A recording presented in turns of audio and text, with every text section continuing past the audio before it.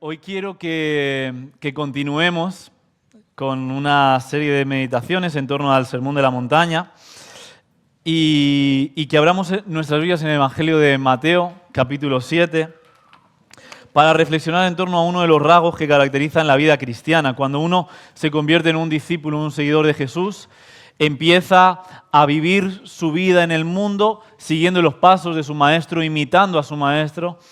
Una de las cosas que hace, por ejemplo, es congregarse. Otra es practicar la generosidad, como hemos hecho en este momento. Convertirse en alguien hospitalario que recibe, abre su casa, acoge a otras personas. Se convierte en un estudioso, en alguien que reflexiona en torno a la palabra de Dios. Y uno de los elementos centrales de la vida de fe, sobre los que hoy quiero que reflexionemos y quiero recordarte, es la vida de oración. Un cristiano es alguien que ora. Dicho de una forma muy básica, un cristiano, una de las pocas cosas que tiene que hacer si sigue a su maestro, si quiere imitar a Jesús, una de las pocas cosas que caracterizan a todos los cristianos sobre la faz de la tierra y a lo largo de los siglos, es que ora, que vive una vida de oración.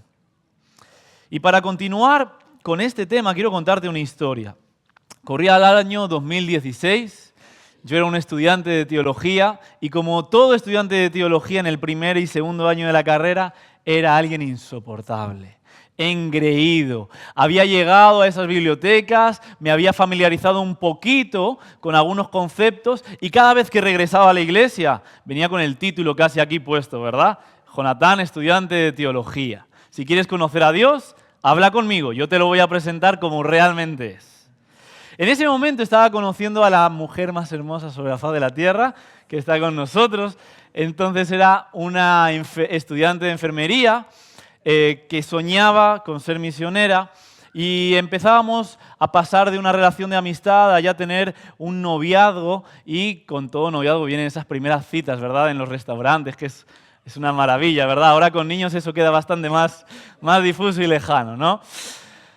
En una de esas citas, yo recuerdo que llegábamos un poco tarde, Isabela conducía y entre susurros dijo, Señor, por favor, que encontremos parking rápido.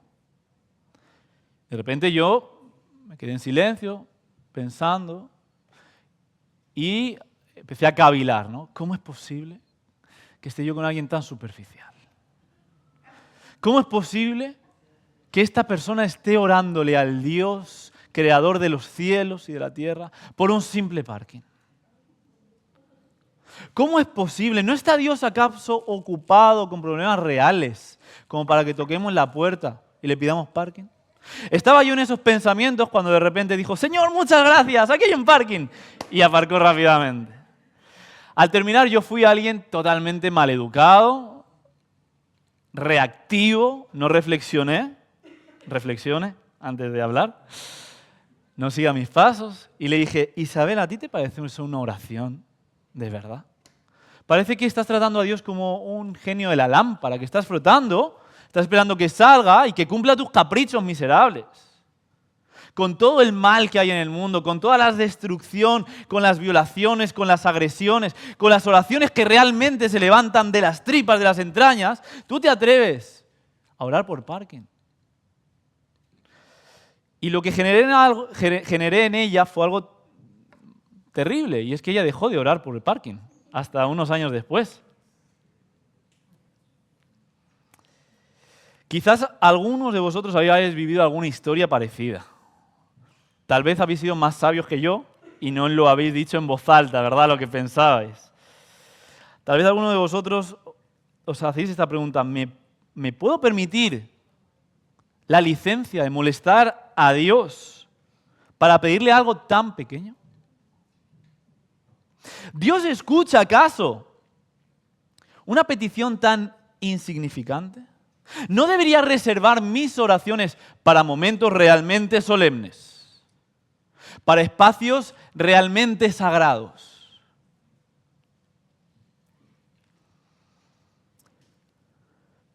Muchos de nosotros, la realidad es que nos quedamos paralizados en nuestra vida de oración cuando se trata de pedir.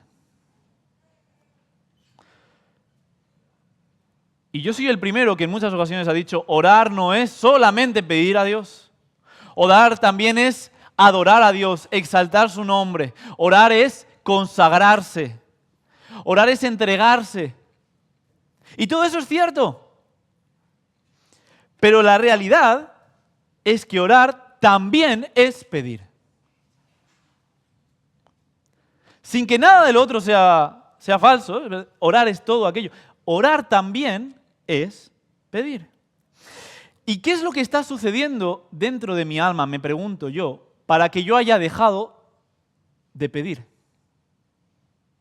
Para que mi oración haya dejado de incluir la petición. ¿Qué es lo que ha pasado dentro de mí? Te puedes hacer esta pregunta a lo mejor. ¿Qué ha pasado para que yo deje de orar pidiendo parking? Pidiendo cosas sencillas, pidiendo cosas banales. ¿Qué ha pasado? Y puede, por un lado, que estemos lidiando con el temor, y un temor que es correcto, y un temor que es santo, ¿verdad? Huimos de cualquier declaración positiva. Yo he dejado de pedirle cosas a Dios porque no creo en que Él esté a mi servicio.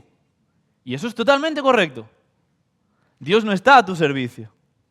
Y ese tipo de oración, de petición que quiere manipular la voluntad de Dios, no se encuentra en ninguna página de las Escrituras como un modelo de oración.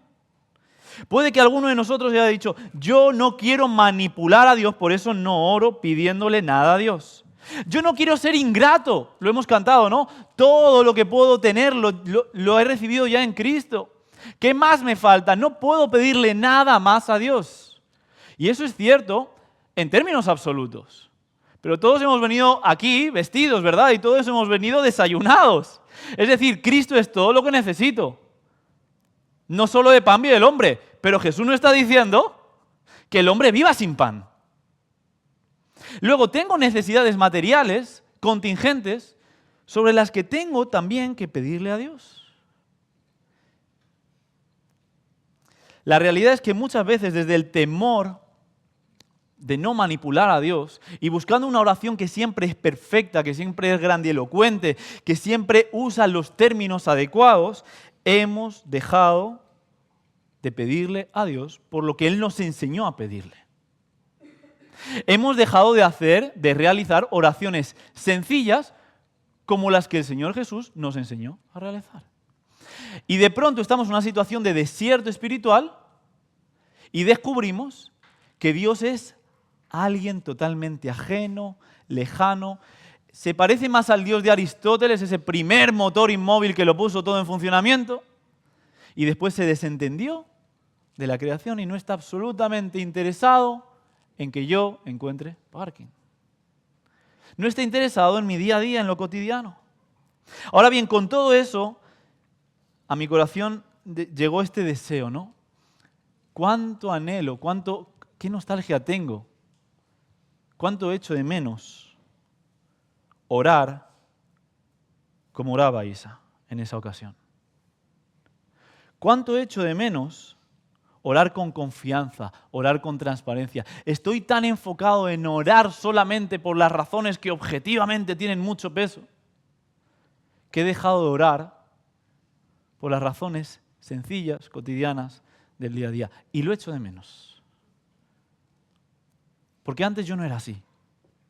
Porque en mi primer andar con el Señor Jesús, la oración formaba parte de mi vocabulario más cotidiano. Desde que me levantaba hasta que me iba a acostar, pedía al Señor de una forma natural. No con el interés de manipularle, sino como quien se sabe hijo y pide pan a su padre. Martín Lutero lo presentó así, decía, muchas veces somos tímidos y asustadizos. Nos sentimos incompetentes para presentar nuestras necesidades a Dios. Creemos que Dios es tan grande y nosotros tan diminutos que no nos atrevemos a orar. Jesús se presenta en la carta a los Hebreos como el sumo sacerdote, como aquel que intercede por nosotros ante el Padre. Y fíjate lo que continúa diciendo Lutero aquí. Pero es Cristo quien suprime, quien anula esa timidez, esa vergüenza que nos paraliza. Quien nos rescata de esa religiosidad que aleja a Dios y lo mantiene en las alturas distante totalmente impasible, totalmente indiferente. Es Jesús quien anula, quien rechaza esa imagen de Dios y nos presenta a un Dios que tiene el rostro de un Padre.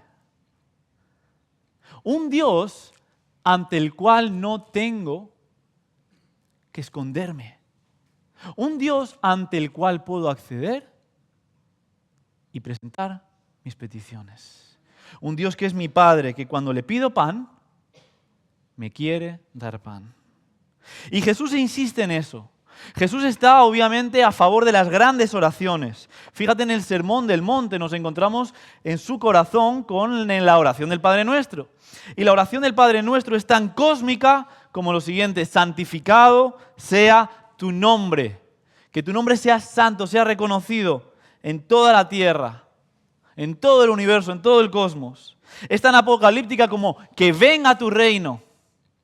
Está tan llena de ese sentimiento de arrepentimiento como que llega a decir: perdona nuestras ofensas, perdona nuestras deudas. Es tan espiritual como para decir: líbranos del maligno, líbranos de Satanás, líbranos del mal, líbranos de esta realidad que de forma oculta esta guerra espiritual se está dando. Nosotros no somos conscientes de ello, pero Satanás está como un león rugiendo, viendo a quién devorar. Líbranos de esta realidad. Y es tan profundamente teológica, cósmica, apocalíptica, espiritualmente profunda, llena de arrepentimiento, como sencilla, como para decir: danos hoy el pan nuestro de cada día. O sea, en la misma oración encontramos lo más cósmico y lo más cotidiano, lo más trascendente y lo más banal. Jesús nos enseña a orar en ambas direcciones. Hay que orar, efectivamente, por las grandes cuestiones, por las grandes tragedias. Pero también podemos presentar nuestras pequeñas e inofensivas necesidades ante un Padre que nos está escuchando. ¿Qué podemos aprender del texto que vamos a leer hoy? Esto es lo que quiero que meditemos. En primer lugar, que Dios quiere entrar en nuestro mundo. Dios quiere hacerse presente en tu realidad. Y ahora sí leemos Mateo capítulo 7, del versículo 7 al versículo 12. Pedid y se os dará. Estas son palabras de Jesús. Buscad y hallaréis. Llamad y se os abrirá. Porque todo aquel que pide, recibe; el que busca, halla; y al que llama, se le abrirá. ¿Quién de vosotros, si su hijo le pide pan, le dará una piedra? ¿O si le pide pescado, le dará una serpiente? Pues si vosotros, que sois malos, sabéis dar cosas buenas a vuestros hijos, ¿cuánto más vuestro Padre, que está en los cielos, dará buenas cosas a los que le pidan? Así que todas las cosas que queráis que los demás os hagan a vosotros, así también haced vosotros con ellos, pues esto es la ley y los profetas. ¿Qué podemos aprender de este texto para incluir en nuestra vida de oración? Al menos estas tres cosas. La primera ya la hemos anunciado. Dios quiere ser introducido, quiere entrar en tu mundo. No porque no esté, quiere que tú te des cuenta que Él está presente. El Padre Nuestro se compone de dos mitades, de dos partes. La primera parte nos invita a levantar la mirada, a hacer un movimiento que pasa de sacar la mirada de nuestro ombligo y levantarla al cielo. Padre nuestro que estás en los cielos. Esto forma parte del vocabulario de la vida de oración. Reconocer que tenemos un Padre que está en los cielos. Y esto no nos es natural a nosotros. Probablemente hoy te has levantado de la cama sin ser consciente de esta realidad. Y te has levantado con la misma mochila con la que llevas cargando hace muchos años, llena de tus experiencias, de tus heridas, de tus traumas, de tus anhelos más profundos, de tus sueños. Y lo que ha venido a tu mente es directamente ese rum rum con el que te fuiste a dormir ayer. Ese hilo de pensamientos. Esas lentes con las que miras el mundo.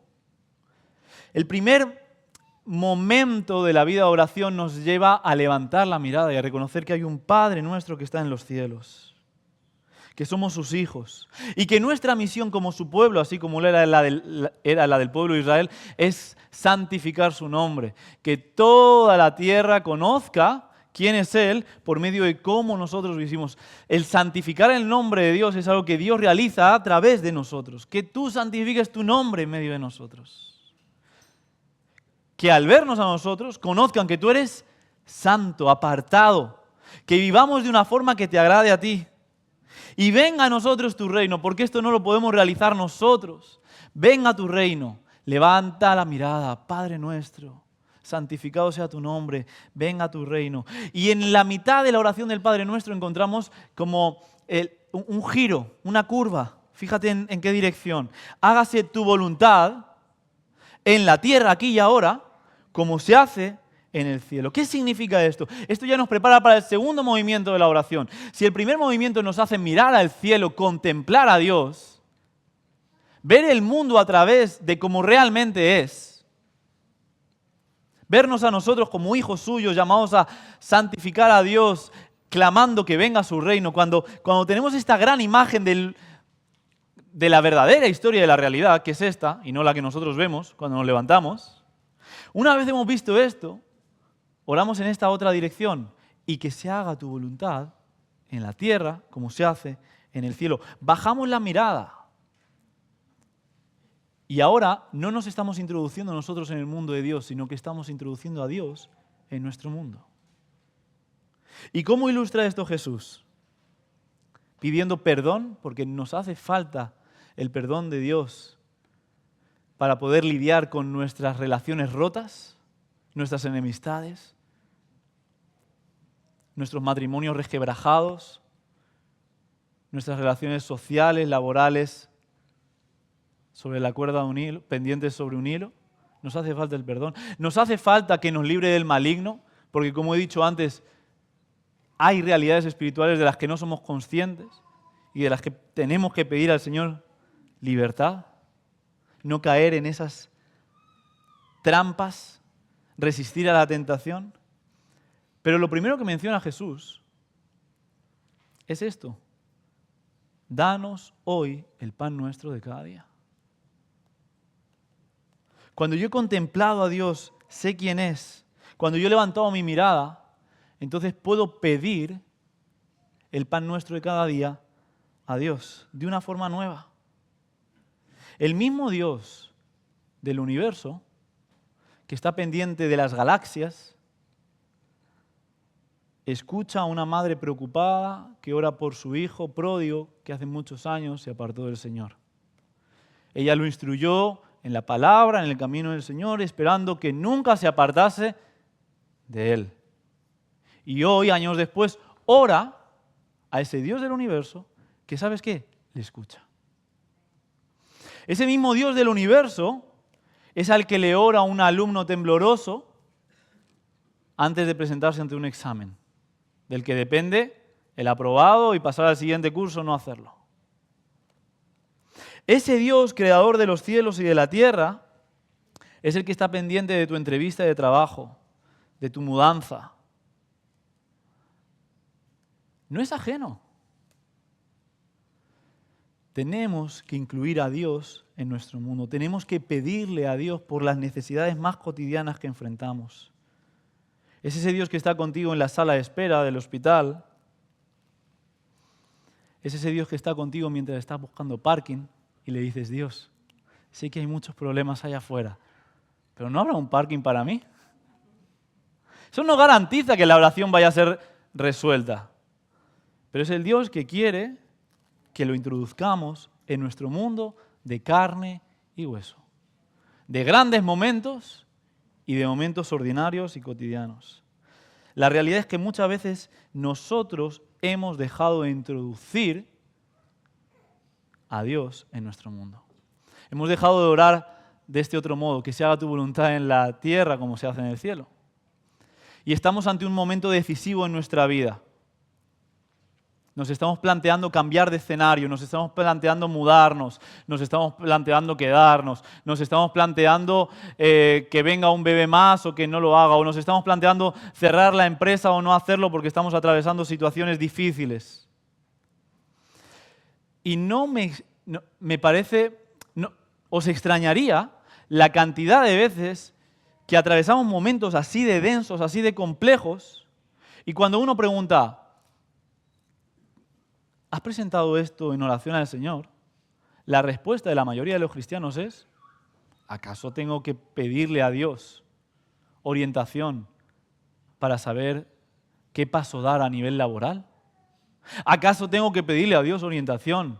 ¿Qué paso dar a nivel de vivienda? ¿Acaso tengo que pedirle a Dios qué paso dar en algo que es tan banal? Puedes no hacerlo, pero Dios está deseando que lo introduzcas en tu mundo. Que tu voluntad se haga, Señor, como en el cielo, también en la tierra. Y la forma en la que Jesús nos enseña a pedir esto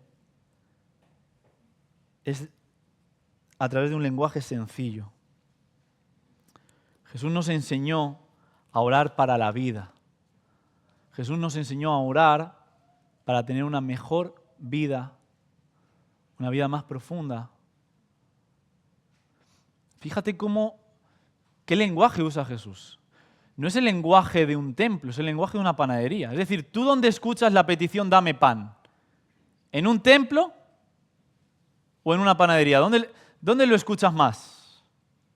En una panadería. Jesús nos enseña a hablar con Dios como hablamos con el panadero. Jesús nos enseña a hablar con Dios como hablamos entre nosotros. Y Jesús nos enseña a pedirle a Dios aquello que incluso es producto de nuestro esfuerzo y que va a implicar nuestro sacrificio porque nos vamos a tener que salir a ganar el pan. ¿Sí? Con un lenguaje tan cercano como el que empleamos en el día a día. No nos enseña un lenguaje de oración que nos abstrae. A veces parece que no oramos porque consideramos que no tenemos el vocabulario correcto para orar. No, yo es que no oro porque no oro bien. O no oramos porque pensamos que orar es abstraernos de absolutamente toda nuestra realidad. Ahora no voy a pensar en mis problemas, no voy a pensar en mis dificultades, no voy a pensar en mis dolores y voy a orar, voy a ser un alma etérea que se aleja a las alturas. Eso no es orar a la luz de la palabra. Jesús te está enseñando que no te alejes de tus problemas, sino que los presentes. No te alejes de tus dificultades, sino que las presentes, que tus quebrantos los lleves al altar de la oración como si fueras a una panadería a pedir pan. Señor, mira este dolor, por poco que sea, por material, por de carne y hueso que sea, te lo presento a ti. Tú conoces esta necesidad, tú conoces este sueño, tú conoces este anhelo, te lo presento a ti. Lo pongo en tus manos, no tomo yo el control. No intento resolverlo yo, te lo presento a ti. Si solamente hacemos grandes oraciones en momentos puntuales, tendremos una vida de oración muy escasa. Y no tendremos una vida de oración cotidiana. Jesús nos está enseñando a desarrollar, a cultivar una vida de oración cotidiana, diaria.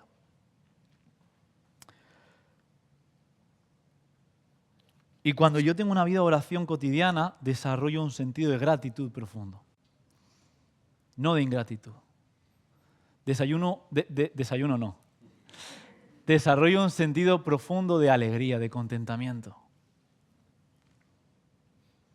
Cuando yo doy gracias,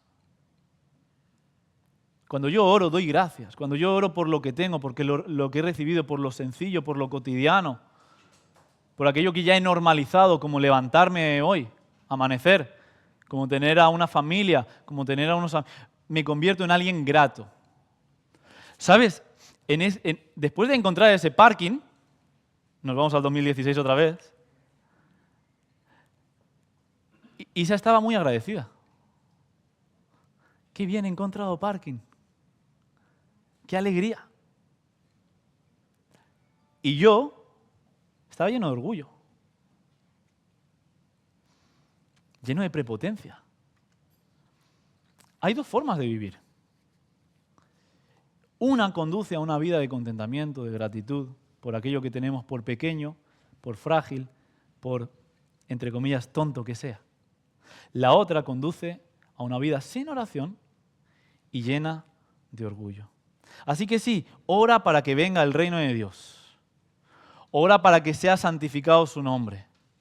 Ora para ser librado del maligno. Ora para que el Señor te asiste y puedas perdonar. Pero ora también por el pan nuestro de cada día. Por favor, hoy todos oramos por los alimentos. Que nadie se apresure sobre el plato sin dar gracias por algo tan sencillo como orar por lo que el Señor nos da. En segundo lugar, y ahora voy a acelerar, tú necesitas orar y Dios quiere oír tu voz. Uno puede decir, mi voz, con lo gangosa que es, con lo mal que hablo, ¿por qué mi voz? Habiendo tantas voces, ¿Dios quiere oír la mía? El Evangelio de Juan nos presenta un pasaje fascinante. Y hay varios pasajes fascinantes y realmente chocantes en torno a la oración en los Evangelios. Jesús se acerca al estanque de Betesda, que es un estanque conocido por ser un estanque milagroso. Se decía que cuando el ángel del Señor descendía, las aguas del estanque temblaban y el primer lisiado, enfermo, paralítico que consiguiera lanzarse sobre las aguas era sanado al instante. Así que allí había un hombre que llevaba 38 años postrado, paralítico, esperando su momento.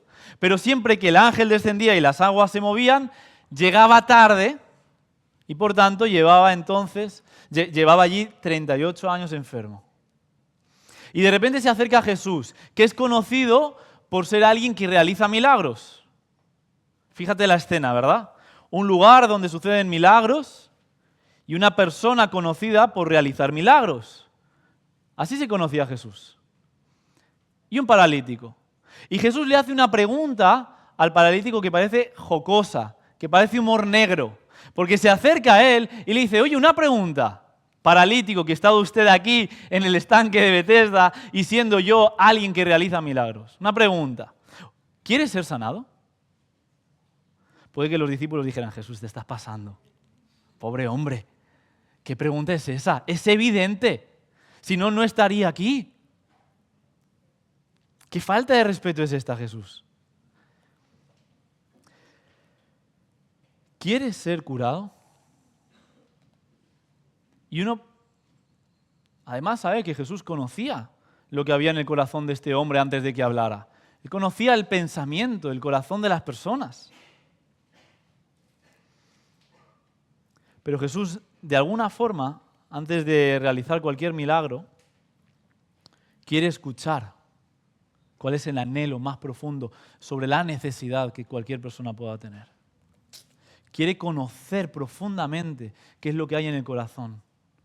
Y el paralítico responde, sí, quiero ser sanado. Pero no da una respuesta teológicamente correcta. No le dice, tú, hijo de David, ten misericordia de mí. No dice eso. Dice, quiero ser sanado, pero nadie me lleva al estanque. No está entendiendo todavía que Jesús es el que lo va a sanar, no el agua del estanque. Dice, quiero ser sanado, pero todos llegan antes. Parece que le está diciendo, ¿no te importaría, Jesús, tú mismo acercarme al estanque, cargarme y llevarme allí? Es una respuesta teológicamente incorrecta.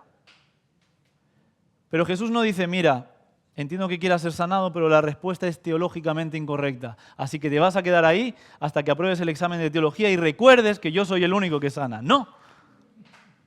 Jesús dice, mira, la respuesta es totalmente incorrecta.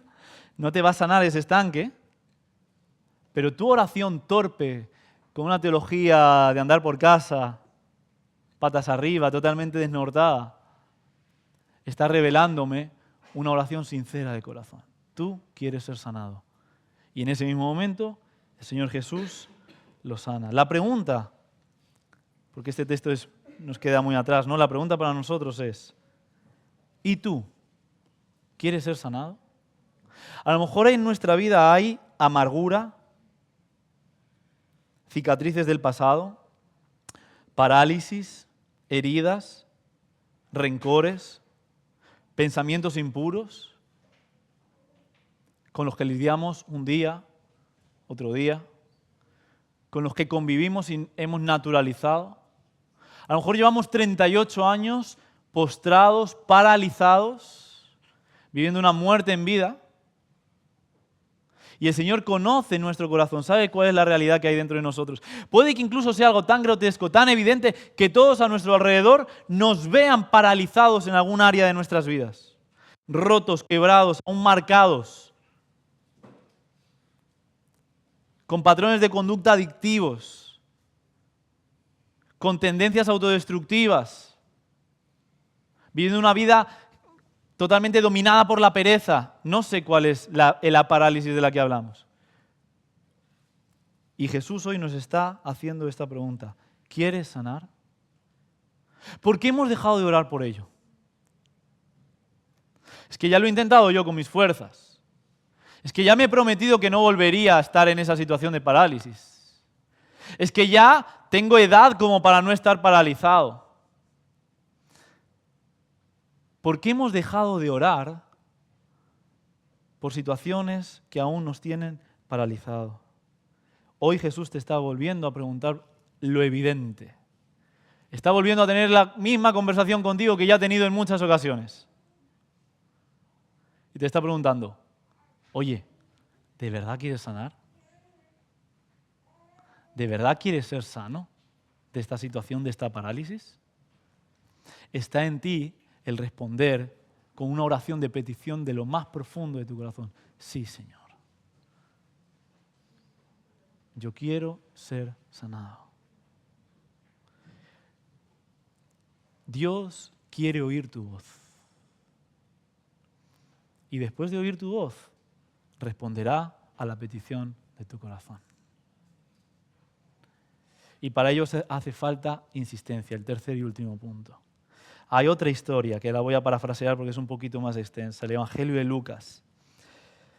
En el Evangelio de Lucas se nos presenta también la oración del Padre Nuestro y para ilustrar la oración del Padre Nuestro, Jesús nos dibuja una historia que nos presenta a Dios de una forma totalmente inesperada, totalmente inconcebible. Si tú y yo tuviéramos que dibujar una historia de Dios, no dibujaríamos esta historia. Nos dice lo siguiente, Dios funciona así, es tu vecino, Dios es tu vecino. Ya es un lenguaje muy familiar para hablar de Dios, ¿verdad? E imagínate que es tarde en la noche y ha llegado visita a casa y no tienes nada que hacer para cenar. Pero recuerda, Dios es tu vecino. Entonces vas a salir de casa y vas a tocar la puerta de Dios. Y vas a decirle, vecino, dame unos panes, que tengo visita y no tengo nada para comer, para ofrecerle. Y Dios, que es tu vecino, y a la vez es una madre, parece, te va a responder así, tengo a los niños en la cama. Si esto os parece muy extraño, leed Lucas capítulo 11 y lo vais a encontrar, ¿vale? Tengo a los niños en la cama. Y antiguamente las casas funcionaban así. Primero estaban los animales, ¿sí? Vivían junto con animales, ¿sí? Después estaban los niños y finalmente estaba la madre, el padre, en este caso Dios. Tengo a los niños aquí acostados. ¿Cuánto cuesta acostar a unos niños pequeños? Es un horror, ¿verdad? Cuando han conciliado el sueño, no quieres que se levanten, vamos, uno va de puntillas por casa para no hacer ningún ruido. Después tengo los animales. Y tú me vienes a tocar la puerta pidiéndome pan a esta hora. Naranjas, nada, ni loco, nada, no voy a hacer nada. Así responde Dios y uno diría, madre mía. Pero mira, parece que sucede, la escena sigue y la persona no se va. Dios dice, mira, no por ser tu amigo voy a ir, sino porque eres un pesado. Como te vas a quedar ahí toda la noche, de madrugada, yo voy a estar en la cama pensando si has vuelto o no, y tu amigo, por ser pesado, voy a pasar por encima de los niños a riesgo de despertarlos con todo el dolor de cabeza que eso me va a traer, por encima de los animales, voy a hacer todo un alboroto y te voy a dar lo que necesitas, porque veo que realmente lo necesitas.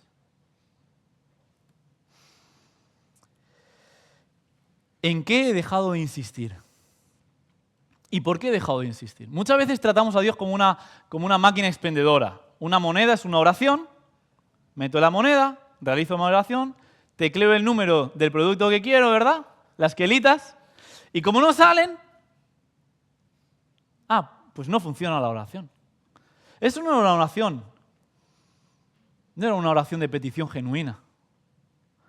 Eso era el querer manipular a Dios, es tener una relación con Dios consumista, es tener una relación basada en el interés. Dios quiere una relación basada en la insistencia, en la relación. Dios quiere una relación contigo. Dios quiere que lo trates como a tu vecino, al que le tocas la puerta a la noche, porque realmente necesitas algo. Estamos dispuestos a ser decepcionados. Estamos dispuestos a que Dios nos llame pesados. Estamos dispuestos a que Dios se demore más de lo que según nuestros criterios queremos. Estamos dispuestos a esperar en la madrugada hasta que pase por delante de los niños y de las vacas y finalmente nos dé el pan que queremos. Estamos dispuestos a pagar el precio de una relación. Una vida de oración que paga el precio de la relación es una vida que insiste en la relación.